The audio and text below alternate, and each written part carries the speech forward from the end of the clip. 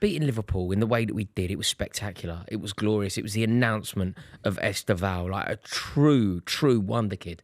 And it was one of the most special nights we've had at Stamford Bridge for years. Stamford Bridge hasn't rocked like that. I haven't seen one step beyond go like that for years. So it was special. But it's really foolish, isn't it? Or maybe I should be doing this. What do you think? You know, if things aren't going well and then you have a really good result, is everything now good? Because when I still say I'm not happy with Maresca or whatever, people go, you idiot, we just beat Liverpool. No, but I'm like, we did just beat Liverpool, but we also dropped points to Brentford and Brighton recently. The issue is, can you capitalise on it? Can you get 9 points out of the next 9? Can you win a big Champions League game with this young squad? That's the big question. That's what I think is... Yeah, I get what you're saying. That's exactly it. I feel like some results, they can kind of be the start of something. You know when Arsenal beat Newcastle United? It was the moment where I was like, okay, Arsenal now need to go with this. They need to use this as a springboard. And I think that's exactly what we need to do with the Liverpool win. Like, we beat Liverpool. We deservingly beat them. We beat them when our backs were against the wall. We beat them when Reece James and Jarrell Hato were centre-halves. We beat them when we had injuries galore. We beat them without Cole Palmer. We beat the champions at Stamford Bridge, and we deserved it. So, yeah, what comes next is almost more important than what happened that day. I thought it was interesting. What did you make of Esteval's full performance? Because I've seen the goals from the game. Mate, he's amazing. Caicedo's goal was fantastic as well. But what was his performance like throughout the game? Because I didn't get. I was outraged. Mate, he is an actual wonder kid. Like he really is. You know, when we talk about, like, you got to remember, like, he's so young. Been doing the business in Brazil. He scored against us, you know. Yeah, I know. In the Club World Cup. Yeah, as well. Scored against us in the Club World Cup. And I think that he has now announced himself. Chelsea fans have been very aware of him for a long time. Like, giving it that Esteval, I like it. Is that what you did? Yeah. I like that. Yeah. That. We've been doing that for a little while anyway. I think that now the world are aware. I think that now the world are aware. The Premier League is aware. A goal like that is a real announcement to it's a mature run. It's not easy. It's not just easy saying it's a tap in, because he had to make a lung busting run. He's diving at full pace. Right. Some players in modern football, they don't commit also like that to that you're run. Absolutely right. But do you know the other thing? In the magnitude of the occasion, like, not only has he got a slide in, like, it was a great ball from Cucurella, but it was. Cucurella played the right pass. He played it well, but it was heavy. It had to be heavy, otherwise we wouldn't have made it across. But it was heavy. So Esteval comes in, slides in. He wasn't overawed by the occasion. He wasn't intimidated by the circumstance. He wasn't scared of the fact that we were up against the champions or Van Dijk or whatever else. And he just hammers it home, and Stamford Bridge goes into raptures. It really was massive. Crazy. It was a really good team goal as well, wasn't it? I think most of your players had a touch of the ball. Yeah, it's a great team. A little ball from Enzo Fernandez. Yeah. He missed a header, didn't he? 6 yards out just before that. Yeah. Post, isn't it? And yeah. Like, wow. Yeah, but then you see, it could have. It was one of those mad games, because Chelsea were the better team. We undoubtedly deserved the victory. But Liverpool also had loads of chances to win the game. And do you know what we have to discuss? Sort of Mohamed Salah. But also, you know, the Florian Wirtz debate. That assist, 30 seconds after coming on, 30 seconds into the half. You know when he pirouettes on the ball, lays it off to Salah, and Salah drills it wide. Like, if that goes in, that is when maybe we're not talking about the birth of Esteval. Maybe we're talking about the birth of Florian Wirtz. He is getting away with it a lot, though. Wirtz. Yeah. But I know you're saying that moment, if Salah does what he usually does, sticks it in the back of the net, that's all we're talking about this weekend, is that move by. Mate, but ultimately, he hasn't delivered anything. No, that's true. He needs to, look, maybe one assist. In 5 weeks, he'll be a little bit better or whatever, and he'll settle in and the team will be looking good. But I feel like there should be a lot more talk about him, and he's kind of getting away with it because Liverpool had such a good start to the season. They've got so many other match winners. Maybe the talk's about Mo Salah a little bit more than it's about him. It's very interesting, isn't it, when you talk to, like, the fans of the club. So the three of us can have opinions on Liverpool, and they're valid and they're interesting and they're certainly worth discussion. But sometimes you get a very different perspective from a fan of the club. I was on TalkSport Saturday night after the game, straight after, and probably had 10 callers. Every single one of them, a Liverpool fan, including Paddy Pimlet, all saying Salah needs to be dropped. I couldn't believe it. You know, like, if you'd asked me, I would have gone, whatever the answer, Salah in the team. Yeah, Ekitike is that. Whatever the answer, come up with a million answers and you could do that. Yeah. Salah's in the team. Like, the reason why Liverpool will ultimately, in my opinion, still win the league is because Salah will find form. The reason why it's going to go Liverpool's way is because Salah will... But maybe Liverpool fans know that, and it's like a little kick up the backside for Salah. But we have seen with him throughout his spell at Liverpool where there's been times where these kind of discussions are being had. Is he doing enough? does he bring enough to the game? And then eventually by the end of the season, you go, oh yeah, he was Mo Salah again and he delivered. But it is interesting now that they've got all these options and the Wirtz and Ekitike and Isaac and all these different players, that's what they've got to deal with. And I just think because everything's now going down the left-hand side, or at least they're trying to bed Wirtz in and they're trying to bed Isaac in, they're kind of forgetting about him. And I also think he's not helped by the fact that his fullbacks change. I think that's different massive options as well. Could be so anyone. Liverpool fans discussing how they're missing Trent at the moment, and I didn't expect to see that coming. All that's true, Ad, but you think about Salah drilling it wide with his right foot off the back of that. He misses chances a lot, you know. No, I know he's a that's a prolific bad miss. goal scorer. Like, he drilled it wide. It wasn't a great save. He literally drilled Even the it one on his wide. left foot outside the box, which is a harder chance, but he should be hitting the target. Hitting the He target. goes rose ed. Yeah, it's interesting. But like I say, what surprised me was the equivalent of Salah at Chelsea would be, I don't know, Cole Palmer over the years. Whatever the question, I would have never said, drop Lampard. Lampard hasn't scored for 4 games. Don't care. He'll score this game. That would be my approach. I'm sure if Sergio Aguero had a barren patch, your argument would have never been take him out of the team. Of course not, no. I was slightly surprised. What are they saying in terms of, did they give you viable alternatives? Is it Frimpong right mid? That happened at Galatasaray. That's crazy for me. Who is that right winger?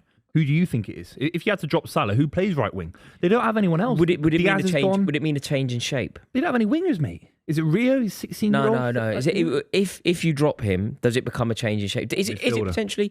Well, is it potentially 2 up front? Ekitike and Isak up front. Ekitike played in a 2 with Marmoush, didn't he? So he can do it. Is it Salah down the middle? Yeah, I don't know. I know it's a weird shout. Could you play Salah as a free role in the middle of the park? Yeah, it's crazy. It's crazy because I didn't anticipate this at all. Do you think they made a mistake, Liverpool, in the transfer market? Not necessarily with the recruitment in, but with the revolving door. Like, should they have kept Luis Diaz? That's the one I've always thought about because he's hit the ground running really well at Bayern Munich. I think he's on 5 goals, 5 assists. Just a wicked player, isn't he? Just a wicked player. It's just raw pace. He works hard off the ball. He's not Salah in terms of quality, his final end product, but he's not close. No. He's not far off. Sorry. So do you know the difference as well between somebody like Luis Diaz and somebody like Hugo Ekitike? It doesn't really matter who's a better. There's a huge difference between a player in their prime, which is what Luis Diaz is, and a player who's developing. Like, basically, a 28-year-old is almost always better than a 21-year-old, no matter what, just because they're 28. They've put themselves in a transitional state when all they had to do was add 1 or 2, and Isak is a world-class player. Have you bit on that transition thing? I seen that on Sky Sports News this week, and I thought people are being very, very kind towards Liverpool now. Now, I know that happens when you're Premier League champions and you've got that credit in the bank. But they had 8 out of 10 of the same outfield players that they had last season. Yeah. They brought Isak in to replace Diaz, who's clearly a massive upgrade. And they've added Florian Wirtz in, he could maybe be going through a transition of his own. But I think it's very kind on Liverpool to kind of They shouldn't be in a transitional phase, is what I'm saying. They shouldn't be this far off. They shouldn't be. There's no excuse. They spent £500 million. But ultimately, maybe there's something to talk about FSG where they didn't spend the money last summer, except for Chiesa for a very cheap amount of money. If they'd signed someone like Ekitike last summer, then they're closer along in their transition. They've done all the business now after being on top. Maybe it's too much too soon. I can't work it out. But basically, Liverpool have now got themselves into a situation where they have to beat Manchester United. Like, they just have to. And that's, I think they will. I don't know if they will. I think they will. But you don't ever want to be going into a game of that history, needing to win. Do you know what I mean? It's a tight game anyway. Tight game Whatever anyway, happens. absolutely. I think last season as well for Arne Slot, his team almost picked itself. Yeah. Yes, there was a few rotations in the front line and things like that. But now he's going, and I think Carragher made a good point on the overlap where he's going like, because you've now got these good options on the bench, you're being forced to change it more rather than letting the team settle and play. And I think he is getting caught up in that, do I bring on someone from the bench or do I keep it the same? And it's affecting the team. And the back line. I think we're naturally going to talk about Salah and Wirtz, but the real issue is the amount of goals that they conceded. Like, that's the problem. Kanate's not been himself this season, has he? No, and also, like, Kirkes isn't anywhere near as good as Robertson. He's still not as good as Robertson. I thought Kirkes would be okay. I thought Frimpong would be the problem, and it's both of them. It's Bradley. Like, Bradley's not the player that... No, he looked shocking in that first half. Could have got sent off, couldn't he? Bradley's not... Basically, the 2 fullbacks... Again, we focus on Konate, but both fullbacks aren't good enough. But this is why we're saying they're in transition. How's he managed to do this? Both fullbacks, they got no defensive cover, they got no defensive midfielder, and there's transition in the striker department, the left wing department, and the right wing department. And you're throwing a number 10 in there who's never played English football before. It's crazy. Yeah, you're right. It's interesting the way you've said that. 7 key issues. They shouldn't be in transition when they won the league at Cantor last year. Like, they could have done this slower. You think they've done too much in the summer? Then? They should have signed someone last summer for 100 mil. Then they spread it out a bit. I know it looks great now because the net spend is low. But do you not think as well, from Liverpool, like, just to defend them a bit here, it's market opportunities, isn't it? Like, you have to sign Wirtz when Wirtz is available. You have to sign Isak when Isak is available. You can't not sign. But Wirtz was a weird one anyway. He was on his way to Man City though, wasn't he? I've always felt that was a weird signing, particularly because of the price, right? But like, they needed a DM more than they needed a number 10. Because then all of a sudden Szoboszlai can push a little bit forward and Gravenberch maybe, and you get a DM. Maybe that would have been the way. So what do you think they should have done? Sign Palhinha or Baleba. Yeah, do you know what? They still haven't really recovered that midfield from not signing Caicedo and not signing Lavia. Fabinho, who's the Fabinho replacement? Yeah, exactly. Yeah. Yeah. They're in a world of Conor pain. Bradley as well. I think it shows you, like, and look, Conor Bradley may go on to be Liverpool's permanent right back. I'm not writing him off yet. He's a young lad.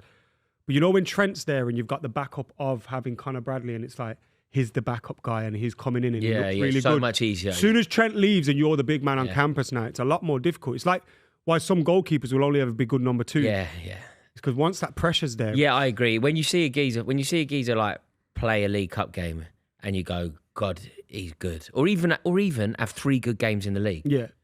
It doesn't mean they're ready to be your. He was good in the Champions League. That's where I think. Well, he had a good moment. He sold himself in the. It was that tackle on Mbappe, wasn't it? Yeah. It was that tackle on Mbappe. But that's no mean feat for a kid No, that it's young. not. But we've all seen, like, one of our worst centre halves ever, Khalid Boularus. He could put a good tackle in that again. Do you know what I mean? Like, it happened. So I. Did he wear number 9? He did wear number 9.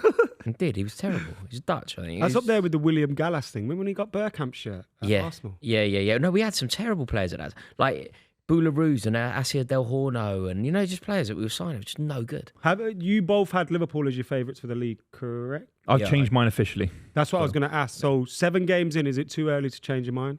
Can I just say that you're only allowed to do this once? Yeah, that's it now. So everybody can change now. That's 7 games in. This is it, though. This is it. I'm not doing it again. Okay, who's going to... Manchester City. Do you really think so? I think I said Man City already. Yeah. At the start best keeper, best striker, best manager. I'm probably edging towards Arsenal. You're both. I'd say I'd stick with my guns. You're both kind of.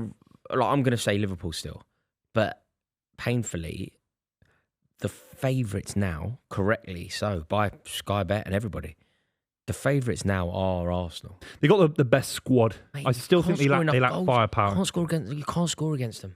You just can't score against them. I know. But the mentality in big games again to go and beat Liverpool at the Emirates, beat Manchester City. You're right. They're less than evens at the moment. Mate, Liverpool have conceded 3 times more goals than Arsenal. Yeah, I read a stat there where Liverpool have conceded 5 goals in 3 games, something they haven't done since Slot's been there or something. I thought, that'd be a good week for you.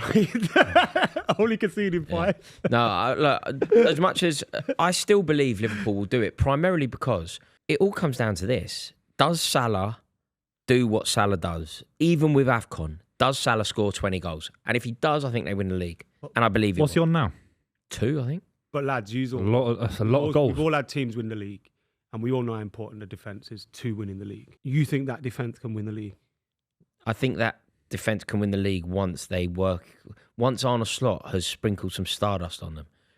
Player for player, it can win.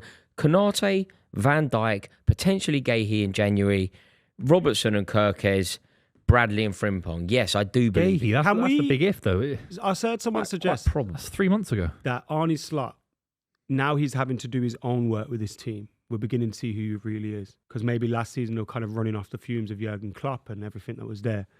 Do you think there's any validity to that argument? No, I think he's a genius, Slot. Coming in and winning the league the way that he did, it's... Genius. Big word, though, isn't it? Genius. Do you think he's a generational manager? Do you know what I'm always... Maybe I'm dazzled too quickly. But do you know what I always just blows my mind? You arrive in a new league, in a new country, and you just go wallop. Outflanking Pep Guardiola. bashing up Mikel Arteta, who's Guardiola been at had it for no 6 years. no ACL and Rodri's knee. Fine. That popped off.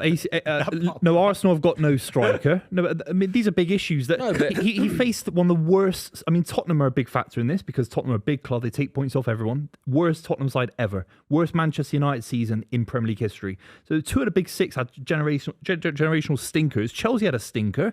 He's just walked in and said he hasn't changed anything. I think he's got big question marks. He faced Luis Enrique, got absolutely schooled at Anfield. I feel like no, they could have won that game, and they won away from home against Luis Enrique's team as well. Over the 2 legs, PSG was a much better team. That's probably true, but they had chances, and they won away from home in a smash and grab.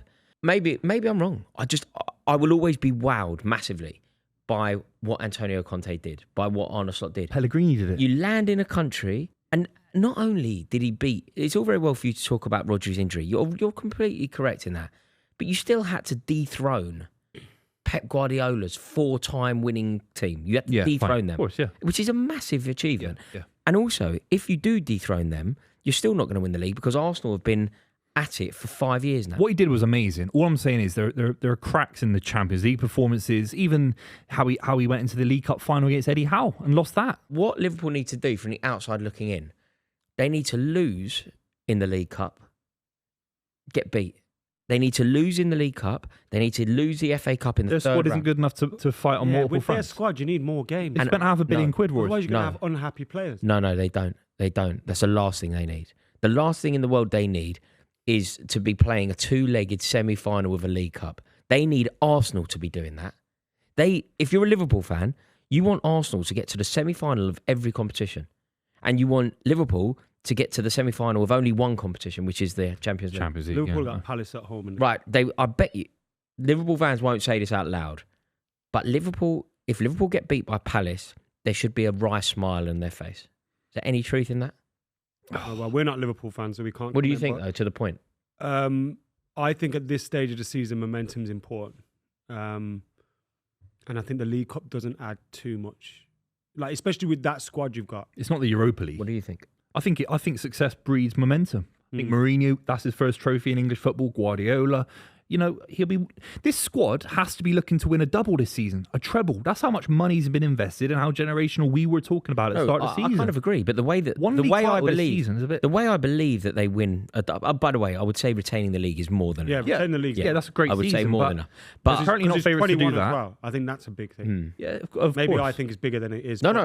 They becoming you the and them. outright- But it's underwhelming what they did in the Champions League. It's underwhelming how they got knocked out by Plymouth Argyle. Whether that's FSG's issue because he rotated about 11 players for the Plymouth games, but he lost to Plymouth in the FA Cup. They're way more likely to win the league if they go out of if Palace beat. Does your angle right, come from if you get deeper and then lose, it could have a bigger impact than just going out now? Or is it just a fatigue thing? I think it's overall a fatigue thing. It's overall, Liverpool need Arsenal in the semi-final of the FA Cup. They don't want them to win it, but you want Arsenal to lose a 2-legged, intense semi-final to Tottenham. If you're a Liverpool fan. If you're a Man City fan, in fact. All right, can I ask you both a question? Hit me. Is this a blip or is it a start of something that I can get excited about? I know Buvey and I have a differing opinion here. Buvey, tell them why you believe it's more serious than a blip. Because it's more than one issue. It's not one injury. It's 7 or 8 fundamental issues in a squad where they can't sign Mark Gahey tomorrow. You have to wait till January to have a whole squad. They got big issues. I don't think Palace let him go in January, Yeah, and we don't even know what's going to happen. Why, in Europe and why don't Man City come in then? Why don't Man United bid 80 million quid like they did for Maguire? Real Madrid, Barcelona. I think there's a world where, I don't know what I'm talking about here, by the way. I don't know any insider information. But I do think there's a world where this could already be done. Yeah, I guess. Like the Van Dijk thing was done earlier. Yeah. A few other things. But there will be other clubs coming and sniffing around him. Real Madrid love to pick up a freebie here. I believe it's a blip, though. I believe it's a blip. I believe that Liverpool will be okay. And I believe that I know that Arsenal are Sky Bet's favourite to win the league. But they're not my favourite.